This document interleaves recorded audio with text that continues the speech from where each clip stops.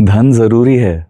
जैसे आप किसी के लाइफ में इम्पोर्टेंट हो, आप कभी उनके घर चले जाते हो, आप उनके लिए बहुत अच्छी-अच्छी चीज़ें करते हो, आप उनके लिए उनका हित चाहते हो, आपकी वजह से उनको बहुत सारी लाइफ में अपॉर्चुनिटीज़ मिलती है और आप उनके घर जाओ तो वो बोले कि यार ये तो मैल है, यार ये ज़रूरी नहीं है, तो आपको कैसे लगेगा?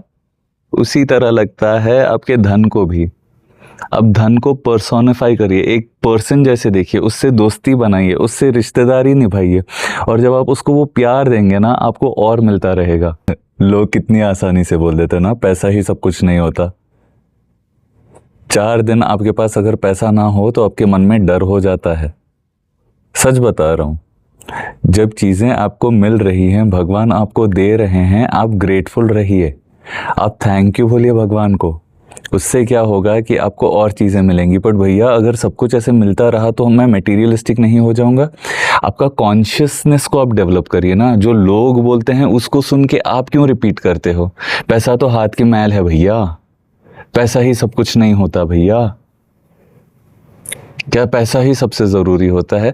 बट आप जब बैठ के एनालाइज करेंगे तो हाँ, अगर आपको एक मंदिर भी बनवाना हो, एक डोना प्रसाद भी खरीदना हो, एक फल या फूल का पौधा भी उगाना हो, पानी के लिए भी आपको पैसा देना पड़ता है। आपको एक अच्छे घर में रहना है, पैसा देना पड़ता है। आपको जाके किसी आपकी कोई बात सुने, उसके लिए भी आपके पास जब धन होता है तो लोग आपकी बातों को इम्पोर्टेंटली लेते हैं, सुनते हैं, समझने की कोशिश करते हैं। और जब आप ऐसी बातें करते हो कि पैसा तो हाथ का मैल है, पैसा सब कुछ नहीं होता, तो दैट्स अ साइन ऑफ अनग्रेटफुलनेस।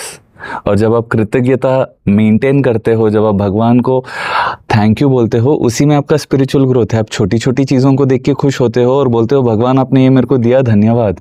जब भी आप इसको मटीरियलिस्टिक टैग करते हैं कि यार ये तो बुरे लोगों की चीज़ है, यार पैसा आता है तो माइंड करप्ट हो जाता है, नहीं होता ऐसे।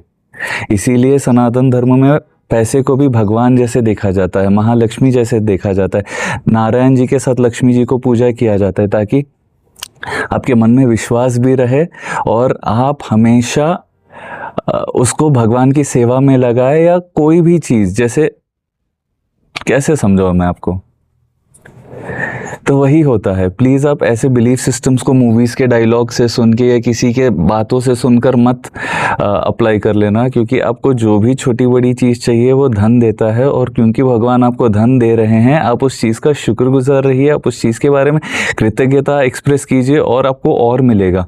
और जब आपको और मिलेगा, आप और ज़्यादा भगवान को याद कीजिए। वैसे आपका रिश्ता भगवान के साथ और मजबूत होता रहेगा, क्योंकि धन ज़रूरी है और वो आपको मिल रहा है, तो आप उस चीज़ के बारे में ग्रेटफुल रहिए, थैंकफुल रहिए और आपको और मिलता रहेगा।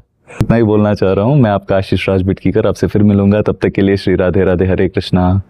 डरिए मत धन से, आपका दोस्त है धन। पैसा आपका दोस्त है, आपका प्रोग्रेस आपका दोस्त है। चलता हूँ।